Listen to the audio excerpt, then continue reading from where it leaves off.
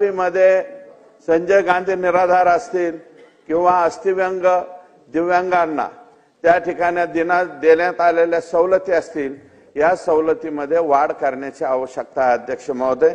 1,500 वरून 3,000 पर्यंत अशा प्रकारची काही बदल त्या ठिकाणी करण्याची आवश्यकता आहे। रोजगार हमीला 2,205 कोटी रुपये दिले अध्यक्ष महोदय। या रकमेमध्ये वाढ होण्याची आवश्यकता आहे। ग्रामीण भागामध्ये विहिरीचं काम करायचं असेल, त्याला शेत तलाव करायचा असेल, शेतकऱ्याची फळबाग करायची असेल, शेतकऱ्याची बांध बंदिस्ती करायची असेल, सीसीटी करायची असेल, तर एकमेव पर्याय म्हणजे हे एकमेव रोजगार हमी योजना डिपार्टमेंट आहे, मनरेगा डिपार्टमेंट आहे आणि याच्यामध्ये राज्य हिस्सा कमी आहे, केंद्राचा हिस्सा जास्त आहे। परंतु मागच्या काळात की हे राज्य सरकारने भरत शेठ गोगावले साहेब यांनी, राज्याचे मुख्यमंत्री, दोन्ही उपमुख्यमंत्री यांनी केंद्र सरकारकडे जाऊन चव्हाण साहेब, शिवराज सिंग चव्हाण साहेब या खात्याचे मंत्री आहेत, तर मनरेगा मधल्या शेत तलाव, विहीर, गायगोठा आणि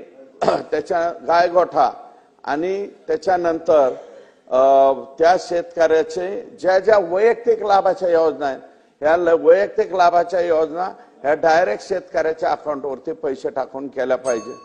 त्याच्यामुळं काय होतंय की डायरेक्ट शेतकऱ्याच्या अकाउंटवरती न टाकल्यामुळं रोजगार सेवक त्याला अडवतोय, गावचा सरपंच अडवतोय, पीटीओ, किटीओ, डीटीओ आणि मग बीडीओ एवढ्या याच्यातनं जाताना आणि काही लोक ज्यांच्या नावावरती पैसे पडले ते म्हणतात मोदींचे पैसे आले, आम्हाला तुमचे पैसे देण्याची आवश्यकता नाही, म्हणून तसाही शेतकऱ्याला अडचणी येत आहेत।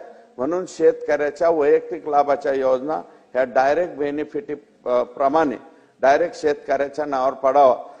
5 लाखाची विहीर देतो अध्यक्ष महोदय, आपण 5 लाखाचा शेत तलाव देतो, फळबाग वेगवेगळी प्रकारची देतो, म्हणून शेतकऱ्याच्या अकाउंटवरती डायरेक्ट पैसे जावे अशा प्रकारची मागणी करतो।